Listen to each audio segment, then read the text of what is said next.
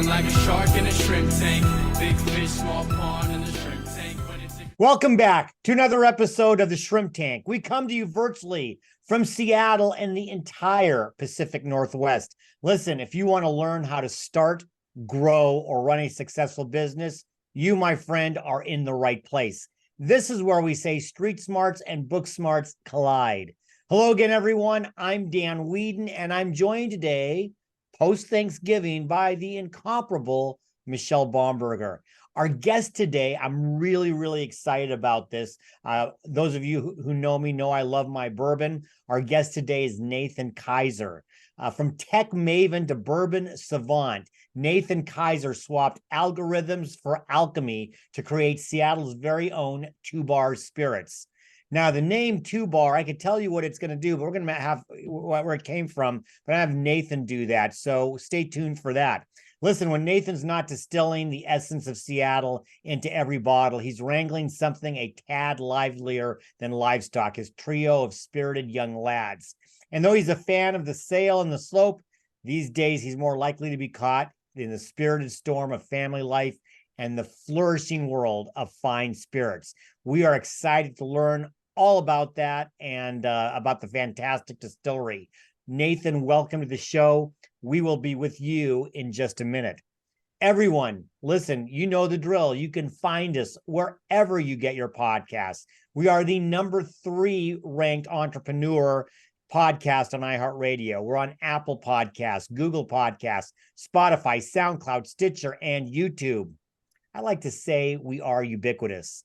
Now, before we bring on Nathan, hello, Michelle. Happy post-Thanksgiving to you. Hey, Dan. Always good to see you.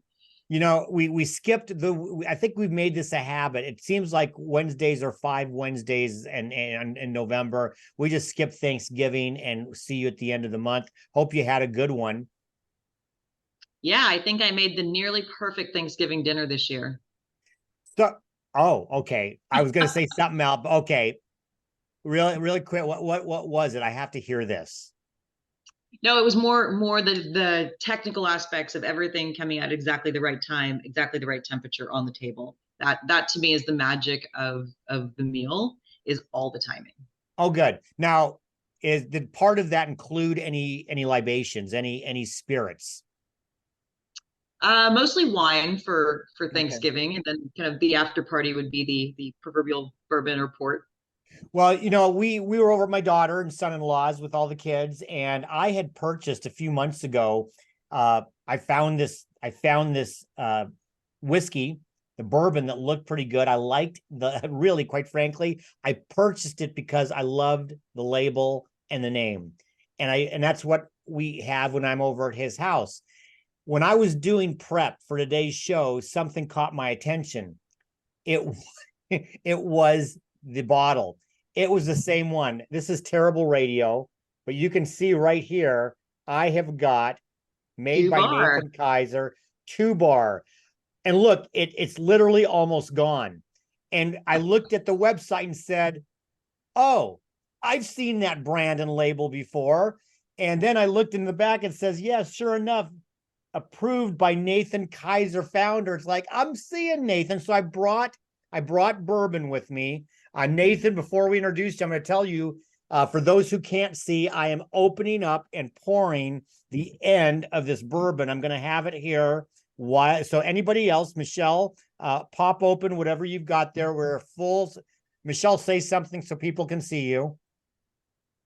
Oh, I am here. I forget you only have gallery view here. Or speaker view. So she's got something. What do you have? This is Larceny. Okay. Oh, Larceny. But I've got the Two Bar. Nathan, welcome to the show. I have poured myself distilled Two Bar straight bourbon whiskey. I'm very excited to have a drink of it. Here's what I want to tell you. I think branding and labels are always important because you can't drink the whiskey or the wine. You can't drink it beforehand. You had me at your label. As you can see, we enjoyed it. It's almost gone. It's going to be finished now. So congratulations on a fantastic whiskey, a fantastic bourbon, great labeling. Welcome to the show. Tell us about the name Two Bar Distiller, Two Bar Spirits. I want to hear about that and tell us about your great business. Well, thank you so much for having me, you guys. It's a pleasure, and congratulations on all your success as well, and bringing so many amazing stories to the fold. That is needed and is awesome. And also, it's just fun to drink whiskey and talk to people who are like-minded.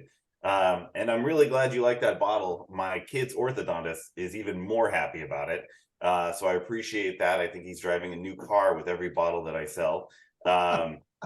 Three little hooligans that all need dental and braces. It gets expensive. So I appreciate that you just finished that bottle, but I might need you to replenish it pretty soon.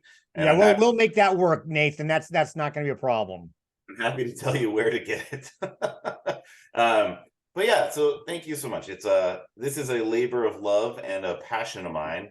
And I'm really glad you like the label, because that's how we, catch people's attention. You got 0.3 milliseconds to get their, attention. And the name itself comes from my family's ranch in South Texas.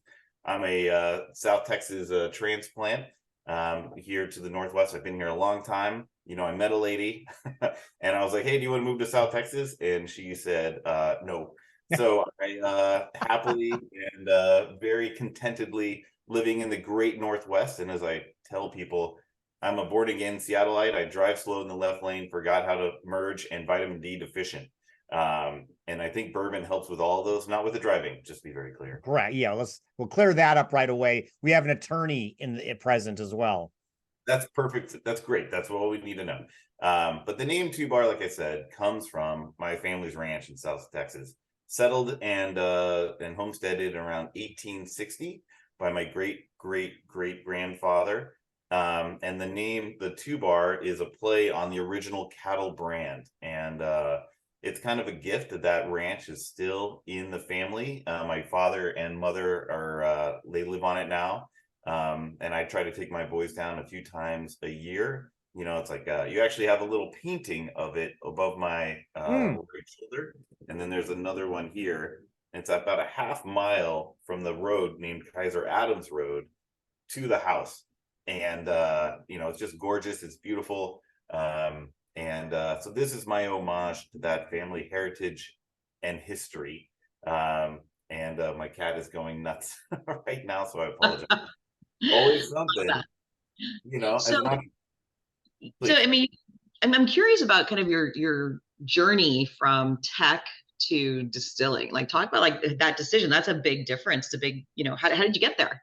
Oh yeah, there's no direct path for anyone, right? And I'll land this plane quickly, but it'll be a quick history on my background. But graduated from UW with a degree in microbiology, went into med tech, and was running a product line for Medtronic Physio Control. Physio Control is a well-known kind of historical Seattle brand, and I loved the making. I love product.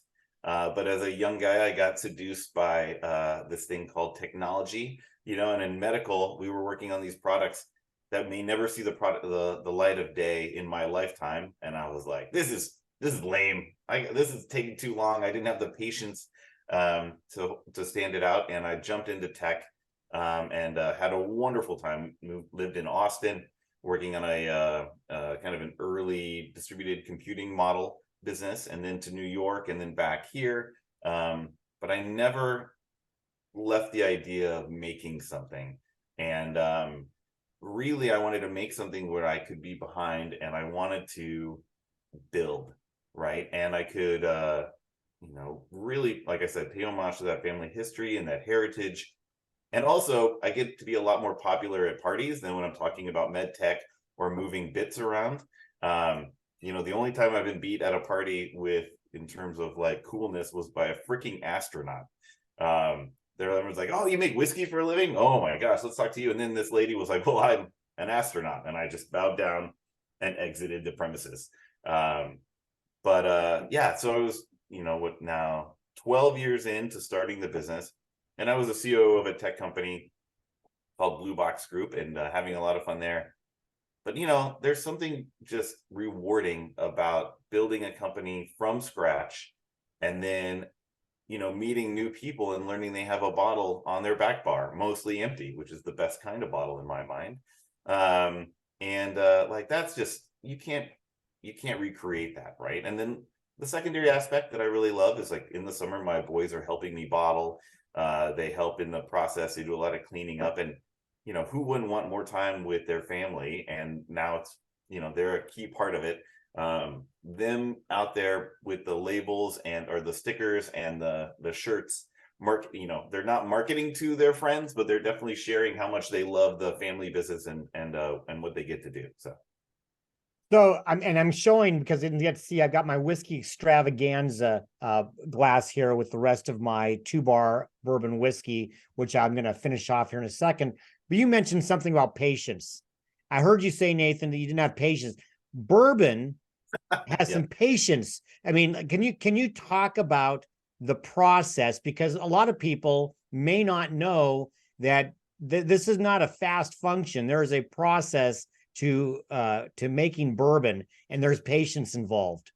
Well, I learned patience the hard way. Going from turning a new software release every week to, wait, how long does this thing need to be in the barrel?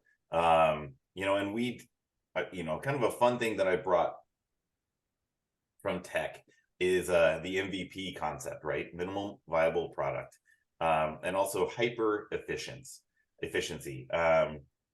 From the first barrel of whiskey that we released was 9 months old, right? Because cash flow is king. And they say never bootstrap a bourbon distillery is very similar to never doing a land war in Asia or going up against a Sicilian when life is on the line, right? But then the second batch was 9.5 months old, and the third batch was 10 months old, and now we're at over 4 to even 5 years for some of our whiskey, and that's a brutal process, but it allows for such delicious nectar. But I've had to learn it the hard way, Dan, and it's been a lesson that keeps hitting me right in the face with, oh my God, like we're working on product now, laying down whiskey today that won't see the light of day till maybe the end of the decade. Right. So you mentioned it's hard road and being smacked in the face every day with kind of the school of hard knocks. Can you talk about what's been most challenging and most rewarding in this process? No, that's a great question. I would say the competitive nature of spirits, right? Spirits is a very technically mature industry. A big move is 2% up or 2% down, right? In the big brands and what they're doing and what they're seeing. Obviously, that overlays with the big trends of like vodka and whiskey and where they are in tequila in the drinker's mind and palate. But I think, when I first opened, and I bootstrapped this thing, have some investors, but mostly bootstrapped. I had 2 guys come in separately, and they saw my operation, and I was running 5 people working for me, running 22 hours a day, 5 days a week. And we were producing out of a still that went like this. And right. And we're going up against these guys in Kentucky and Tennessee that were making what I would make in in a year in probably 15 minutes. Right. And so the scale of the industry is amazing. And I think this is true for every entrepreneur, right? You're fighting some major headwinds. And when everybody tells you what you're doing is a bad idea, entrepreneurs for some reason just don't listen, or they don't hear it, But it's just the competitive nature. You're going up against players with billions and billions of dollars in free cash flow. And then I'm out building this thing. And back to those 2 guys that I talked about, they each started their businesses, one with 60 million and one with about 10 million. And they came in, they took a look at my little domain at that time, and they both said almost to a word, "You are so bleeped." Right. And I looked at him and I said, "You're not wrong." but neither of them are in the business anymore. Right. So it's like that. The thing also with startups, with MVP and in tech, I should say, is like, how do you get product out there? How do you do it as capital efficient as possible? How do you build a scalable, efficient business? And how do you do it quickly, right? you can, we all know companies that start with ungodly amounts of capital and it's gone because you don't have to make the hard decisions associated with getting product to market, how you spend your money, where you spend it. And once it's gone, if you're doing a $60 million build or run rate, if you don't have another 60 million behind you, you're up creek, right? But we've always been the ones like, nimble, hyper efficient. And then now we're the largest privately owned family distillery in the state for bourbon, I should say. And it's only three of us. It's me as the founder owner. I've got Maddie, my head distiller, and she makes more whiskey, I think, than just per capita almost anybody else out there. And then Sony, who makes whiskey, but also she's out there in the market working and meeting with accounts and everything. So, and we're in 23 states, but we are hyper focused, hyper efficient, and just try to make the best whiskey we can at the best price. Michelle, did you have a follow-up? I didn't know if I saw your hand go up. No, you're good. Go ahead. Oh, okay. Well, before we had to break, Nathan, I'm going to tell you, I am jealous of this, though. I know that it took a lot and the patience was needed in the beginning. But when you're telling me that you are creating a product that's going to be available at the end of in 5 years, and I know has a market, you're churning something out every year. So that's, from a business standpoint, that's pretty cool. I really like that. And from a business standpoint, we got to pay the bills. We're going to take a short break to hear from today's Spotlight sponsor. When we come back with our guest, Nathan Kaiser, for our Hot or Not section of the show, we're going to ask Nathan what he likes better, a rock or neat. Don't walk away. We'll be right back with more of the Shrimp Tank. At Equinox, we believe in the power of law to give business leaders the freedom and confidence to go boldly into the unknown. Entrepreneurs don't trust that lawyers can be affordable, accessible, or offer a strategic advantage. Law feels like a complicated cost that only megacorps can afford, so they often go it alone. We imagine a world where entrepreneurs have the same strategic advantage of law as the megacorps. Equinox makes it possible for all business leaders to have a general counsel on their team to support both strategic and tactical legal needs, knowing where you've been and where you're going, and guiding you on how to best achieve your goals while protecting what you've built with an all-inclusive, fixed-price legal solution tailored to your business. There's no worry about how much legal will cost or if you'll even get a response. Instead, you will have a relationship with your legal team, access to legal support whenever you need it, and the freedom and confidence to take your business boldly forward. Our relationship starts with a complimentary business health assessment. Complete the 5-minute survey at equinox.law, and you'll immediately get a 30-page report to help you and your team prioritize the legal infrastructure you need to move your business forward. Plus, a complimentary consultation with our corporate counsel to walk through the report together to understand what your business needs now and for its future. Now is the time to invest in your business and go boldly forward with legal on your team. Equinox Business Law Group, strategic legal counsel for all. Welcome back to the Shrimp Tank, everyone, where we interview the best and brightest CEOs and business thought leaders in the Puget Sound region and beyond. I'm Michelle Bomberger here with Dan Whedon, my co-host, and Nathan Kaiser of Two Bar Spirits, our guest today. For our next segment, we're going to kick off Hot or Not. Well, if you follow the show at all, Nathan, this is where Michelle and I pepper you with questions about business, life, bourbon. Probably not in that order. We're probably going to start with bourbon, and then you're going to tell us whether it's hot or not, and then why or why not. So I know there's alternate schools of thought. I have my own preference. What's your preference? Which one's hotter, neat or on the rock? Oh, neat all the way. All right. Gotta go. I mean, it's just where you. If you want to add a rock, that's so a big rock. Would you? It was like one that won't melt on you, right? Well, they all melt, but here's the thing. People ask me what my favorite cocktail is, for in the summer for something refreshing, and I go, an ice cube, right? Like, let's just cool it off a little bit, and then we can still enjoy. And it's the perfect, easy cocktail. One clunk, and you're good to go. So I have to, but normally neat, 98% of the time. Yeah, best flavor. So I'm going to follow up on something you mentioned earlier. Hot or not, kids in your business. Well, I have to be a little careful dancing around that one. But I would say if you can involve them, 100% kids in the business, right? And my boys really help with, like in the summer, they come in and they help bottle, they clean, they move grain around. You know, number one thing they love is they get to be with dad. Number two, they're learning skills, right? And how often do kids get to do that, to learn something and to actually work? Yeah, so I'm all for it. So we've been talking a lot about bourbon, hot or not, moonshine. Well, we started with a moonshine, and I would, you know, no supplier, nobody who ever makes anything would ever say the opposite, but I think it's delicious. Our moonshine is essentially it's a clear corn whiskey, so it's like almost like you're drinking a vodka with the summer sweet corn notes on it, and it's good in a Bloody Mary and in a Moscow Mule with ginger beer. Just so you know. But so moonshine, you got to start it with it, and it's always fun. We still make it only about 1 or 2 batches a year, but that's for why the hell not? Oh yeah, of course.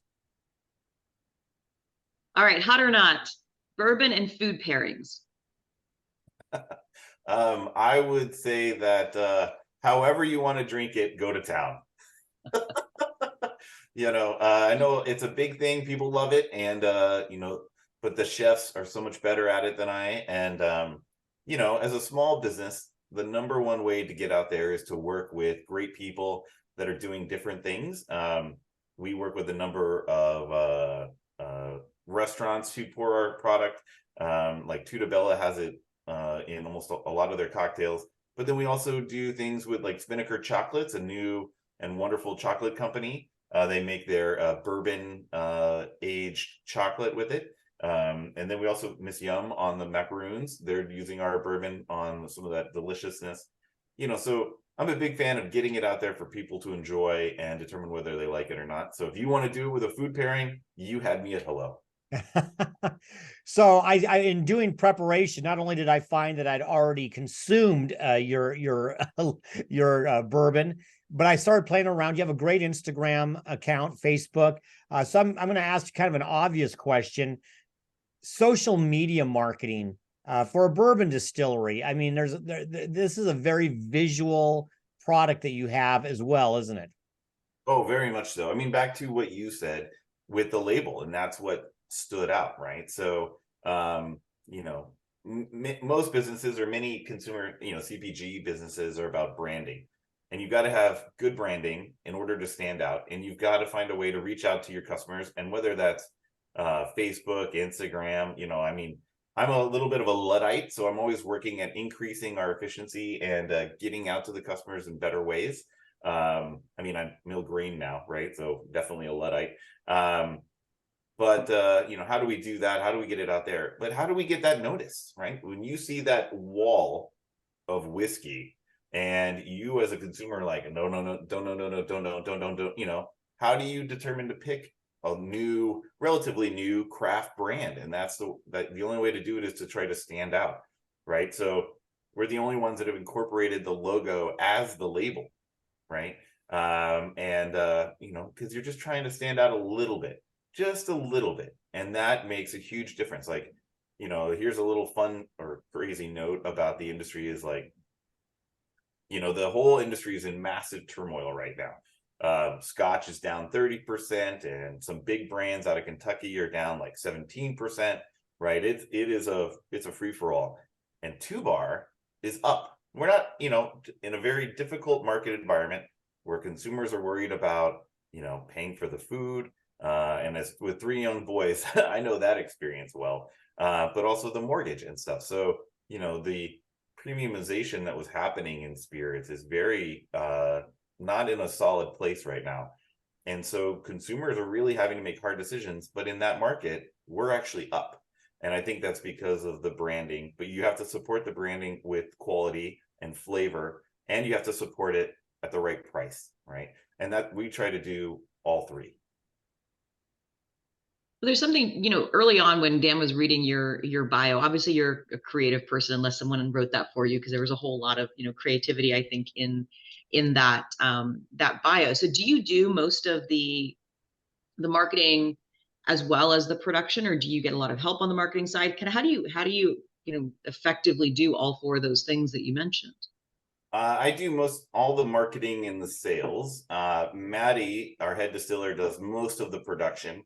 I can do it, but she's infinitely better at it than I am.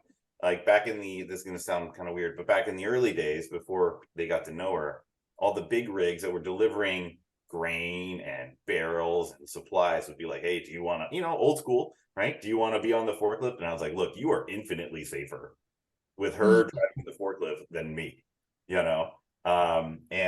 So we have a good team. Like everybody's got their skill set. So I do most of the marketing and the sales. Maddie does almost all the production. I only help her out really when she needs to go pick up her kids from school. And she's like, don't screw it up, Nathan. You have one job to do. But overall it's just us. We have a small team.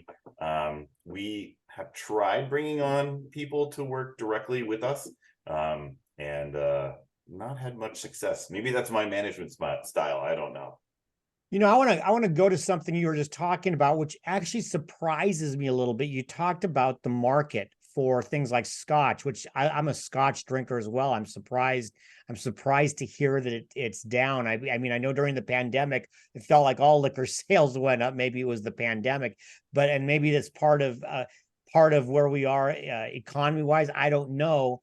But it surprises me. Is part of it also maybe that craft distillery has become something that is more prevalent, I guess. I don't know if there's a better way to say it, if that's part of it, because it seems like it's a sexy job, sexy business to have, but the market plays a factor in that too. Can you just expound on that a little bit?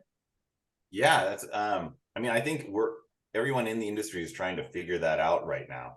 I mean, this is the first time in forever that beer, wine, and spirits are all down, nationally and internationally. Like Diageo just reported that their South American numbers were in the tank, right? And they lost 14% of their market cap when they let that be known. No one really knows what's going on with these dramatic changes. I will say that on a craft basis, it's craft beer that's getting hit the hardest. And craft spirits and the expensive wines are also getting killed. Which leads me to think that it is definitely a income or a spending problem, or a lack of spending on the general consumer. One thing that I've always tried to do is how do we premiumization. And if I'm going off on a tangent, feel free to rein me back in, because I love You're doing great. the sound of my own voice. My wife tells me that anyway. But a lot of the craft distilleries out there they're at $70, $80, $90 a bottle of whiskey. And in Washington State, you got to pay the consumer has to pay 20.5% sales tax and a per liter fee on top of it, right? So you're out the door at over a C note.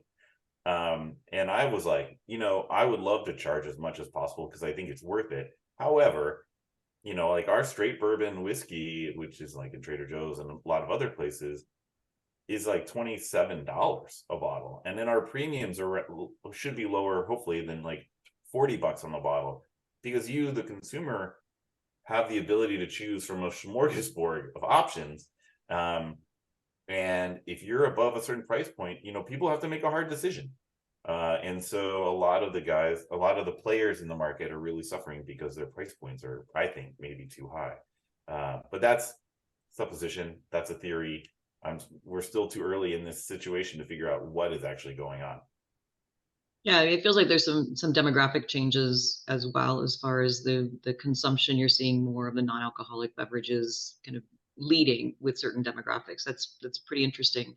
We could probably spend a lot of time on that. I'm curious though, before we go to the next break, what without disclosing any trade secrets or confidential information, what's next? What do you see as the next couple years for the brand and for the company?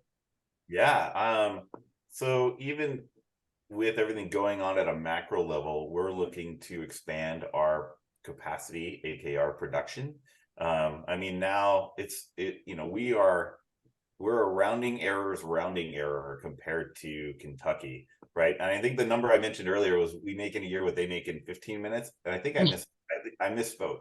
It was what they make in 15 seconds, right?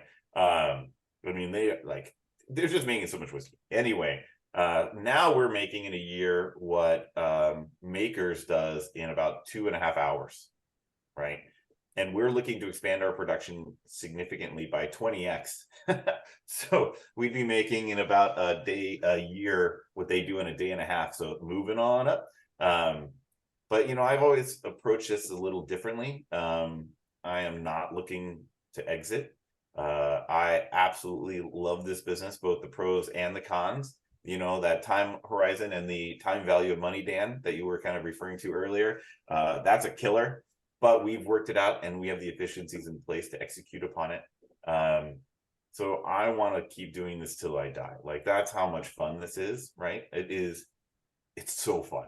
It's amazing. Like, I'm drinking my own product right now. What does Microsoft say? You got to eat your own dog food. I don't think it's dog food, of course, but you got to do it. And if you love it, and if you're gifted the ability to do what you love, you're not really working. Even if you're not sleeping nights and you're worried about X, Y, and Z, I go into work every day just excited. Maddie is amazing. Her name, Maddie Kelly, is her first name, and she's available on the website. She's a rock star. Everybody loves her. Sony is awesome. And we work with great partners. So it's like, I'm not really working, right? So if you can continue to do that and grow consistently, you're crushing it. And while we'll build in this capacity that's like 20x our current capacity, what we do is we grow into it, right? Because if you grow too fast too soon, back to the time value of money, I've got too much whiskey, too much technically grain, barrels, labor, and everything sitting in a barrel that is not available to me to spend anywhere else. So, if you outgrow your own capacity too quickly, you die, right? So if you grow too fast, you die. And if you grow too slow, you die. And so our goal has always been like that, in this area, because I hope to catch up to the big guys someday. They don't even know I exist, but that's okay. Well, we know you exist, and now everybody in the Shrimp Tank podcast world will know as well. Listen, Nathan, we're going to let you take another sip of that whiskey. We're going to take a short break to hear from our sponsors, and when we come back with our guest, Nathan Kaiser, for our Plead the Fifth section of the show, we're going to find out just who Nathan might want to have a libation with. Don't walk away. We'll be right back with more of the Shrimp Tank. And Plead the Fifth is brought to you by our corporate sponsors, Ideal Life 360, Cornerstone Financial, First Underwriters Insurance, BC Fitness Studio, Port Ludlow Resort, and Upstart Group. Please visit our website at www.shrimptankpodcast.com/Seattle to learn more about these terrific companies. Now back to the show. Welcome back to the Shrimp Tank, where we interview the best and brightest CEOs and business thought leaders in the greater Puget Sound area and beyond. I'm co-host Michelle Bomberger, and we're here today with Nathan Kaiser of Two Bar Spirits. Next up, we have Plead the Fifth. All right, we're going to turn up the heat a little bit here, Nathan. We're going to ask you questions that you have a chance to plead the fifth, but only once. At the end, you win absolutely nothing, but we hope you have some fun. And my guess is you're going to answer all of them. We'll see. My first question to you is, all right, you get a chance to bring out one of your bottles and maybe have them over to your location there and sit down and have a libation with someone, dead or alive. Whom would you choose? Who would you like to sit down, pop open a bourbon and have a conversation with? Well, first and foremost, you said that there's a lawyer on staff. So can I ask for an attorney before I need to plead the fifth? Or I guess she's on my side of this, so she's probably not a good person to ask right now. So already taken. That is a beautiful question. This is going to sound like too nostalgic, but I would say my grandfather and my grandmother. My grandmother died in 99 and my grandfather died about 6 years ago. And they are both the ones that were, my grandfather was born on the ranch and essentially passed away on the ranch. And it was that time with them that made me the person I am. Obviously, my parents and everyone else, but I would want to share what we've done and built with both of them. I really love that connection you have to family and to the ranch. It's really inspiring and powerful. So my question, what advice would you give to your 18-year-old self? Holy, my God. Just go for it, right? Like, I will be honest, as an 18-year-old, I was a little shy. I was reserved, and I had horrible self-esteem, right? And in reality, and looking back, the reserved and the shy are not bad, but the low self-esteem is unworthy of anyone. To just do it and go for it, right? Think differently, go about it differently. And back to the sailing days, I'm a big believer that if you're racing, and if this is in life, in business, and in sailing, if you're with the pack, you're hosed, right? Just take a frickin' flyer and go for it, right? When I opened this business, I'd never been in another distillery. I'd never worked in retail. I'd never worked in a bar or restaurant. I didn't know diddly. Some would say I still am in that category of diddly. But you get one shot at it and just go for it and don't hold back. I love that. So I'm not going to hold back then on my next question. You mentioned you have two great employees. I believe it was Maddie and I'm sorry, it was Sony. If they were sitting here on the podcast right next to you and I asked them, what's one thing that Nathan could do better? What's one thing that he could be better at in running the business? What would they say? What would they share with us? Oh my. It's like you've done this before. Yeah, that's I'm sure they actually have a list. I would say, oh my God, it's a long list, Dan. So where to start? Oh my dude, I don't like there's a lot. I didn't realize I was going to stump you. Holy shnikes. Yeah. Well, we can come back to that one at the end. We can come back, or let me rephrase it. What's one thing that you'd like to be better at? We all are working to try to improve. What's one thing that you would like to be better at? And yeah, with that rephrasing, I think it nails it for them as well. Like, we are always fighting the small business paradox, right? And that is, how the heck do you get your message out there with limited capital, right?